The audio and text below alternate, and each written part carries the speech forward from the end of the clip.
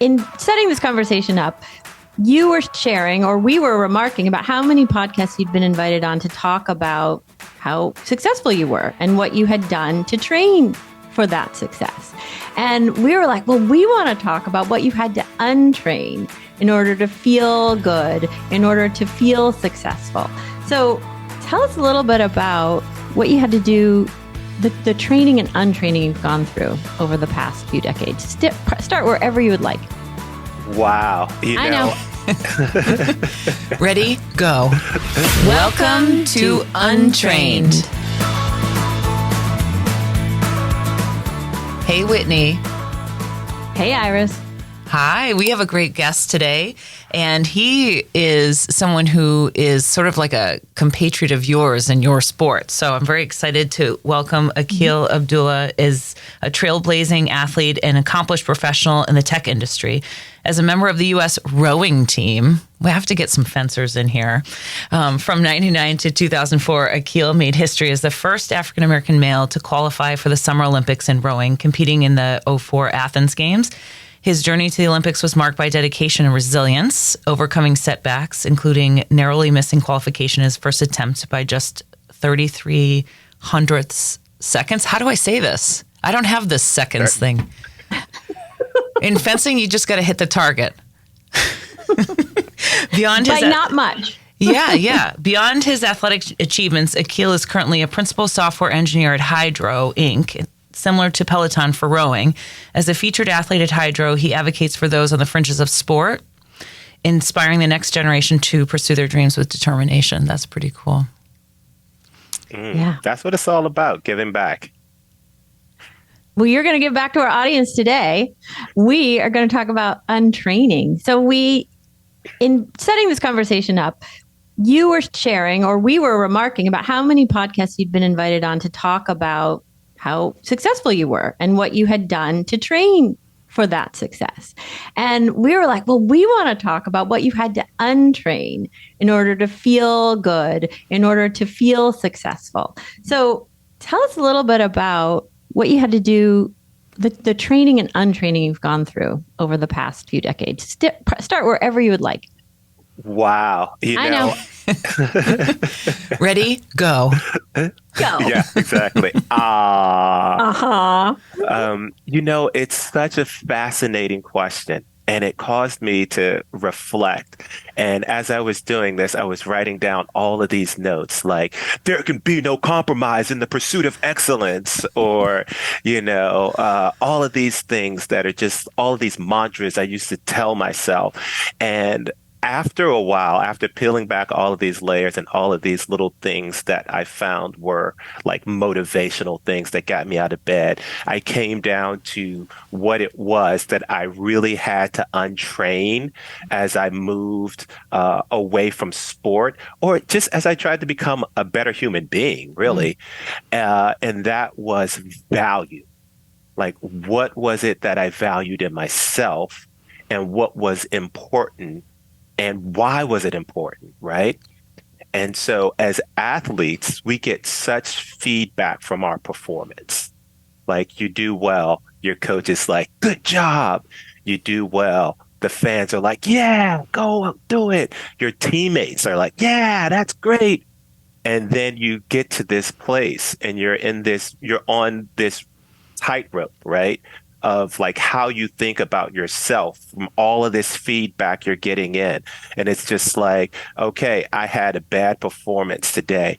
And I really got into this state of feeling as I was thinking about this, because I can remember at one point where I had been winning every race, right?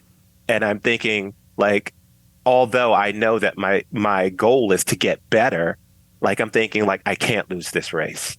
And like, once you start to think that, you're going to go over a cliff, because if you're just trying to hold on to where you are, you can't expand, right? Because you have to be able to have that failure. You have to have that freedom to go out and try new things without that fear. And that's what kids do, right? Like, they go out. My son climbs a structure and everybody's like, ah! And I'm just like, well, maybe he'll fall.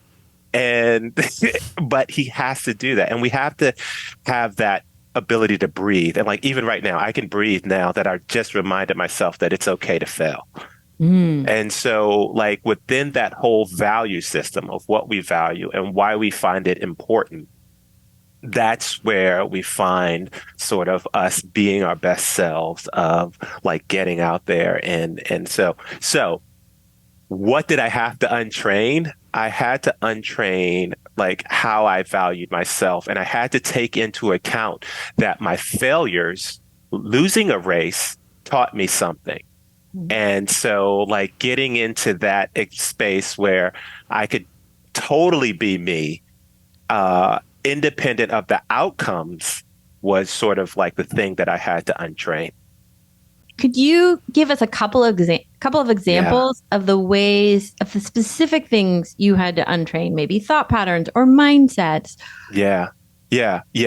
So, going back to this process actually started for me after I had my biggest loss. This is like what Iris mentioned. I lost by 33 hundredths of a second, right? And so when I talk to people, I say every time that I pause, like that's how it replays in my head. Like it's just like this cycle of losing every time. And what I found was that I had to step away. What happened was my coach at the time, or one of my coaches, Mike Tatey, after this loss, was like, I was down at the dock. I had like Jamie Coven there, one of my good friends. I had Don Smith, who I had lost to, and my parents were standing down at the end of the dock. And he said, hold your head up. Those people down there still love you. And in the middle of being in this feeling of disappointment, of disillusion, of all of this, it's just like, that's what's important. Like, they still love me. Like, however I looked at the way they valued me, like, they still loved me. Like, there were things that were still important. And so at that point, that's actually, even before I got to the Olympics, that untraining of how I viewed my athletic career had already started to change because I saw that sport was important, but more importantly, what was sport helping me to become as a human being? And so, an instance of this untraining was when, 2002, like right before I was going to go, I decided to get out of team boats and go into the single. I was having a terrible year. And, everything about being an athlete said, stick it out, be tough. You can do this. We're always telling ourselves in this, like, you gotta have grit. You gotta get into the grind, keep going. And I was just like, this is not working for me. Where I am right now is not working for me. And I had to go to my coach at the time, Chris Korzanowski, and be like, hey, Chris, this isn't working for me. I need to go do something else. Right. And what I say about untraining yourself is that there has to be a level of trust there. Right. So I had to trust that this wasn't going to be a mark against me and that I would never go on to make it to the Olympics. But Chris had to trust that there was something in me that he valued to say, like, I need to take care of this athlete, right? So part of that, once again, that was like that whole thing of like, I'm worth more and I have to take this risk, was very important for me. And so I went to Lake Placid. I trained with the canoe kayaking team. I cross-country skied. I swam. I lifted weights. And I came back and boom, I was right as rain. But had I been in the mindset of before that moment of those people still love me, that there is value about myself, I don't know if I would have been able to ask my coach, this person who basically has a very large impact on your future, to say, I need something different. So that untraining is more advocating for yourself, of knowing your own value, of starting to value yourself in different ways, just different from like the outcomes that have come along. It sounded like it was a journey of just sort of extricating your personal value from the outcomes, that I'm not like, it doesn't go in and out my value based on how well I'm doing. So I'm me just as me, and that's good. I think, so I wonder, as you, I was going to transition to a leader in an organization, because we're still beholden to having to perform within an organization. So I'd love to hear a little bit about how you're taking this untraining and translating it as a leader within an organization. How do we help value the people, but still hold them accountable to the fact that you still, at the end of the day, you still got to perform. You still got to create the thing, create the product, do the thing, make the mark, keep the business going. So there is a business aspect to that too. So how have you tried to take that into your work life now? Yeah, so that's a tough one, like we've all got KPIs, we've all got investors, we all have people as leaders that we promise things to that we're going to deliver, right? So it's the question of what comes up when you don't deliver the things that you have said you're going to deliver. And part of that for me is like, how do we get beyond? These are our short-term goals, right? So this is how I feel like you have to talk to people. These are your short-term goals. These are our long-term goals, right? And it's not always this. Everyone likes to talk about, from the startup business, the hockey stick. All right, we're going to do this, and then at this point, we're going to take off, and everybody's going to be making loads of money, and we're going to be killing it in the market. But like, I've been at least 4 startups now, and never has it happened like that. Mm-hmm. Like, there's been some successful ones, but like, it was never like year 3, boom, we're taking off, right? So it is balancing, like, what are the things that we can feel good about? What are the things that we have accomplished? And am I still confident that we're going to get to where we want to be at the end of the day? Now, that's tough in the environment, and that's a little fuzzy, right? So let me make it a bit more concrete. Like, let's say that you have to add in things into your metrics that are not just we're making more money or we're selling more widgets, right? It has to be like, one, how does the team feel about what we're doing? How's the team track? Like, is everybody still on board with our mission, right? You have to think about things of like, have we learned more? Have we grown more? Have we found a new way to differentiate ourselves in the market, right? Like, there are these things that, like, 3, I would say, is my team growing, right? Like, are they being able to produce more? Are they doing better at executing on the tasks that we set before them, right? So those are things that you can't, that aren't going to you aren't going to quantify those directly as dollars and cents, but that will go on to allow you to grow.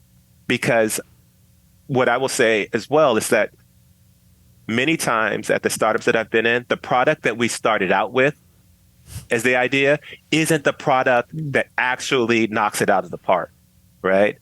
Like, I started at one company, we were building a parallel computing platform that was like a backend for MATLAB. We wound up getting acquired by Microsoft and building a distributed system for Excel, right? So you have to keep that in mind. That what you start with is not necessarily where you're going to end.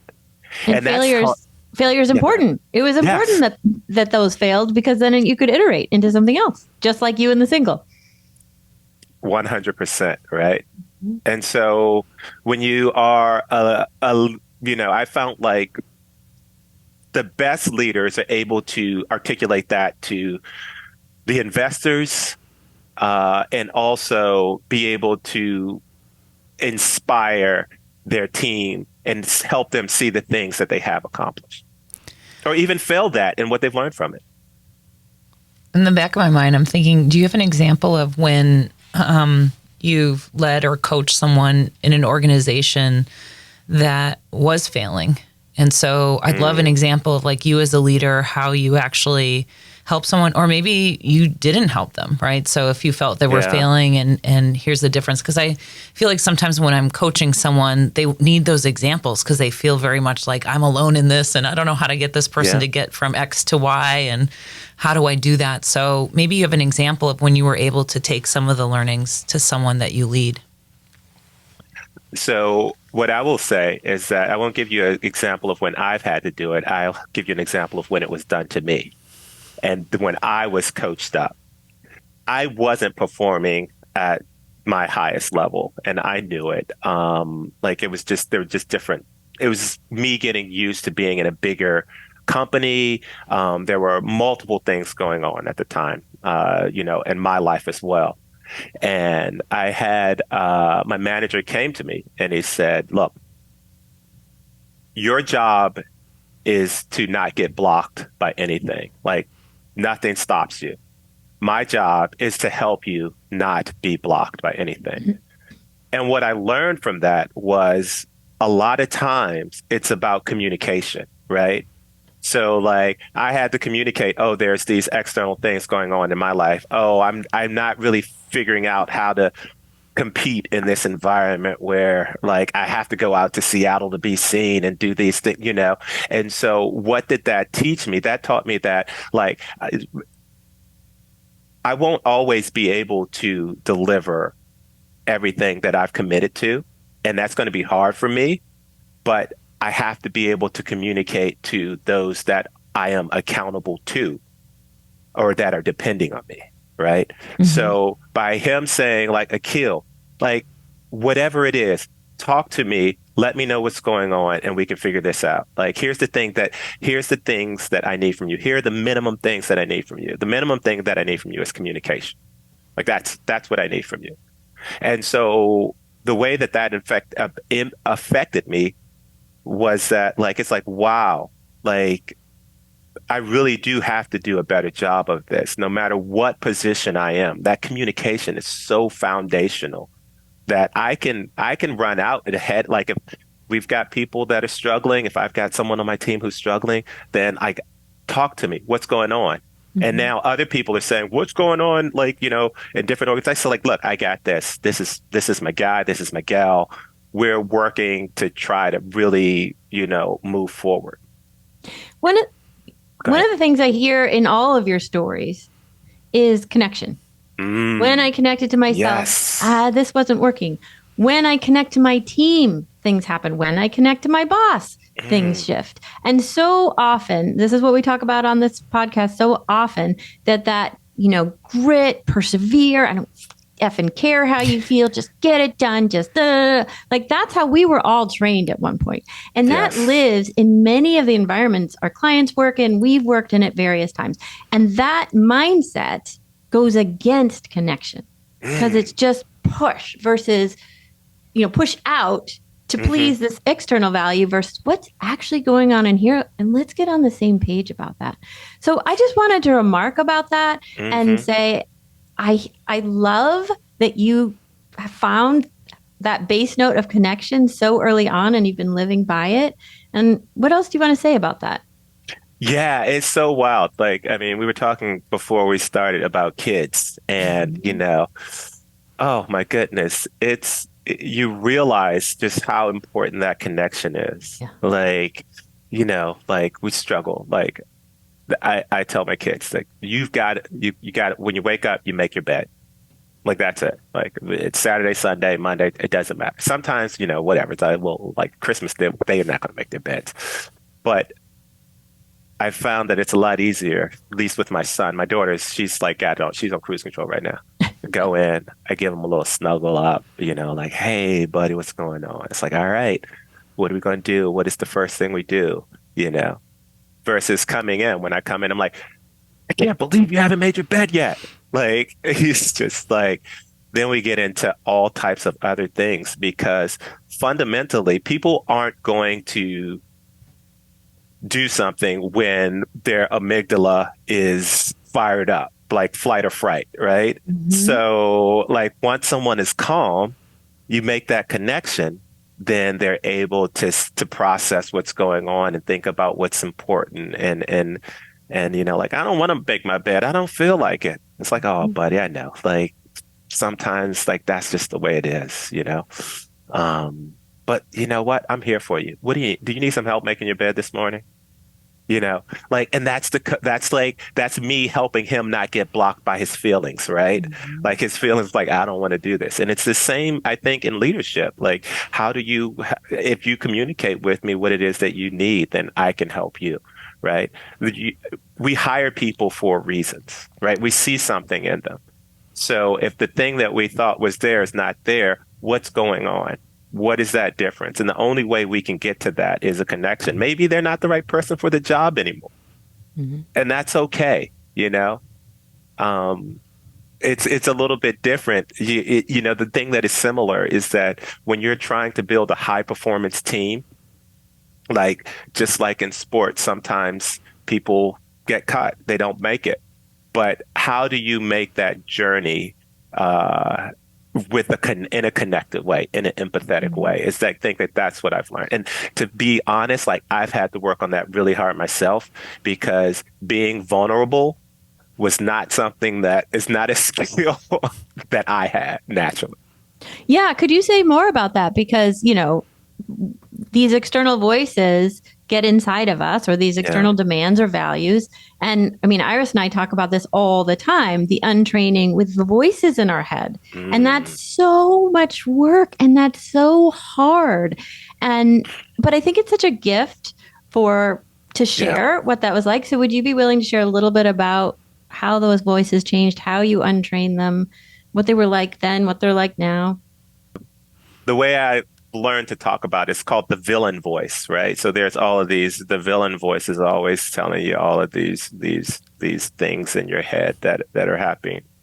But I will say that there's like one for me being black, being a young black male, uh, the what it was that I was supposed to be. I was supposed to be hard, As an athlete, I'm supposed to be hard. I'm supposed to be tough. So being able to articulate what it is that I feel is not something that was highly valued, right? So going back again to like what we valued, those things weren't highly valued. So I didn't, me personally, build that skill set. Uh, and so being able to talk about it, being able to be vulnerable, being able to say, you know what, I'm actually scared. Like there is fear there. Was something that I've had to work on. And I think that what helped me, like I said, what helped me were a couple of things. One, those people still love you. Mhm. Two, um, my the manager who told me I am here to help you not get blocked. Like, what do you need to be successful? And what that really unlocked for me, it was that like I've got help, you know? And that goes back again to what we're talking about trust, right? So like I was able to go to a coach because I trusted that I was safe. And so like, but going back to what you were saying, Whitney, you have to be in an environment where you feel supported, right? Because only then can you truly be vulnerable, right? Like, and so that's sort of, how's that? I'm still working on all of that Oh, we all vulnerability are. stuff, but Geesh. that's Yeah, absolutely. Right. yeah. Well, I wanted to ask about that too, because I thought, as an athlete, you were able to go to your coach and say, hey, I need some time off because this grinding isn't working for me. But then when you were at Microsoft, you didn't do that same mechanism. Yeah. So I think that happens to athletes a lot when they transition into work. So what was the difference for Yes. I think that it was, well, there's a lot to unpack there. Wow. you? Go for it. That's a whole, Open that's a forum. whole nother episode. Go where you want. Transitioning from being an athlete. It goes back to that fear, I think, of like, I'm not the best at this, I am, I can't show my weaknesses so that although I had learned it in one space, we talk about what Mm-hmm. you untrain and the tools you take from, there's so many great things that you learn from competitive sport. Um, but then sort of those things that you just fall back into. Yeah. And I think that Iris, the great thing about you helping me just like put all of that together is that it's the same. Like it's not a straight shot. You don't gain a skill and then all of a sudden, I got this, right? There can be things that trigger that regression. And how do you as a leader become insightful enough to pause and say, okay, where are we right now? Am I doing the things that I'm supposed to be doing? So yeah, I think that so then what was different? The things that were different, I was confident in my software development skills, but there were people that were far better than me. And I felt like a lot of times I had to prove my worth and I couldn't ask for help. So like this whole thing, like I think that this is one of those things of like the whole stereotype of the software developer staying all night drinking Mountain Dew and doing all that stuff. I didn't want to do that. But like you have to gain a skill set. So what happened was I was up all night trying to make sure I learned these things that I didn't know and all of this stuff. And so that was the key difference was that I didn't feel safe enough to be vulnerable. I think if I reflect, if you, now that you called it out and I had to think about it, I didn't feel safe enough to be vulnerable yet. Mm-hmm. Yeah. And with my clients who are transitioning, like I work with a lot of clients who are transitioning to partner or managing director. I say, what are your core, like go-to skills under pressure? Because you will turn to them. So let's be ready. You're going to people please, you're going to overwork, you're going to whatever. Yeah.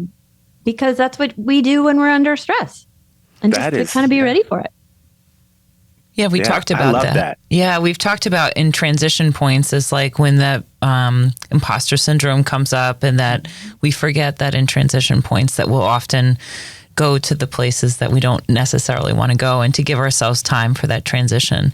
But I don't know if you felt this way, but I think I've put the external pressure on too of like, oh, I was really good at something, so now I have to be really good at this other thing too, and they're gonna find me out. Like I have that in me of like, if I go to do something and I can't do it, they're gonna find me out, kind of thing. And it is hard, right? So a little bit of it is also, for me, I would just say identity shifting too, and you don't have the confidence yet, like. When you're really good at something and then you go into something else, I think it's very humbling to have to think about, okay, I've got to retrain or I've got to learn some new skill sets and I'm going to kind of fall down a little bit. So I think that's kind of what we're talking about. We're talking about failure, but I think we can talk about failure in retrospect and be like, oh, it was so good. But like when you're feeling it and you are at the top of your game, but then you've transitioned to a higher level, it can get really scary. And you could forget to ask for help, and you could forget the being vulnerable is good, right? So again, I think failure is so much easier to talk about in retrospect than when you're actually living it. Yeah, 100%. And thank you. I just made some notes for myself about thinking about transition points and regression and identity shifts, because that's a lot of it. That just takes you into this little ball of like, what do I know? And like you just go back to all of the things that make you feel comfortable, but that's part of it. That's the whole cycle of things. And, I think that it's important to get back to like, okay, am I expanding? How am I going to expand? And like, the one thing that like when you're uncomfortable, it's okay. It's okay to, as human beings, as we crave that comfort, but recognizing that, okay, it's okay to be out here on the edge, Mm-hmm. And so I think that's a great nugget there. And Iris and I often talk about, and we've created a little microcosm with our relationship and this podcast, like having people that will see that with you and recognize that with you, right? So people who can say, like, yeah, like that was a bust, or that didn't work out the way you wanted to, but you learned this and I see this in you, and da da da da da. So people who can also share a growth minded perspective and, see the invisible victories that you're earning along the way when you're too in the grief of the failure to see it. Yes. Yeah.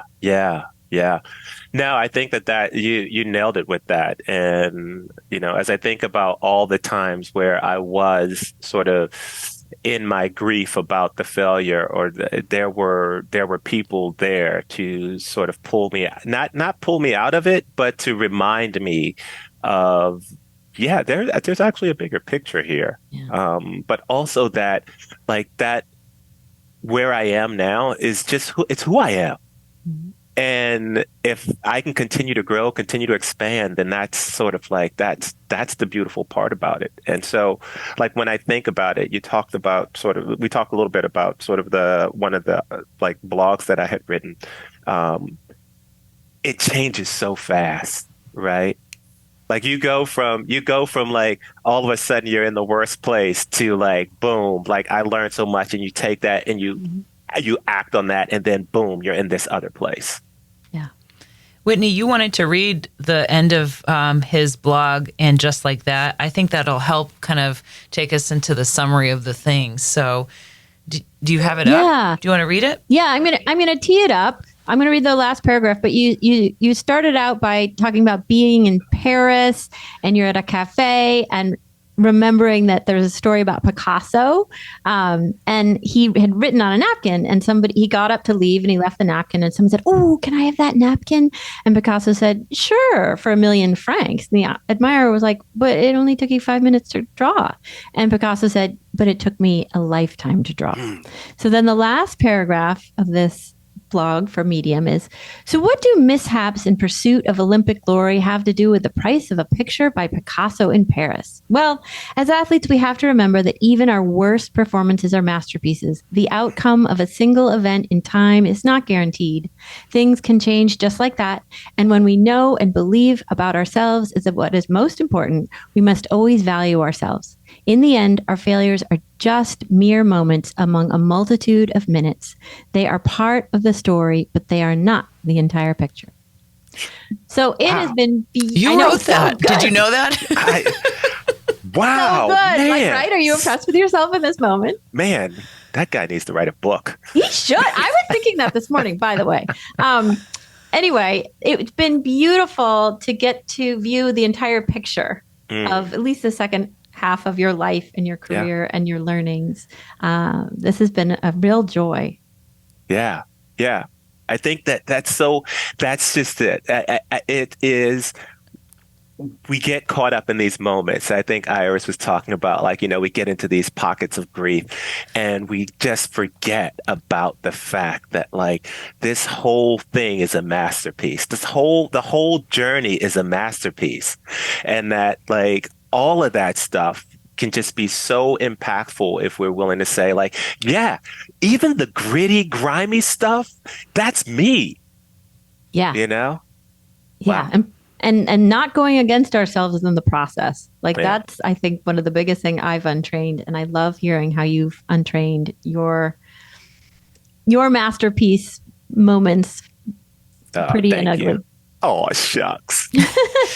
Well, bring us home, Iris. Yeah, we usually just say, what's one thing we really want the audience to take away from today's discussion? And for me, what's poignant is at every point of your words of either vulnerability and failure, Aquil, you've said you've always had someone that was there to basically say you're enough as you, and it regardless of all the outcomes. So I think that's something I'm taking away too, is, put some time and effort into your relationships, into the people that really see you, because when you're in the moments of stress or failure, they're going to really see you. They're not going to see the outcomes.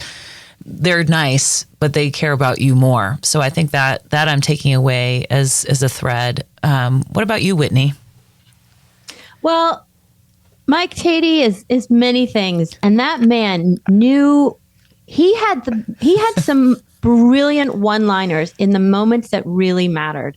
And that was a beautiful thing he said to you in that moment. Those people at the end of the dock, they love you. Hold your head up. I just love that. Way to go, Mike Tatey. Yeah.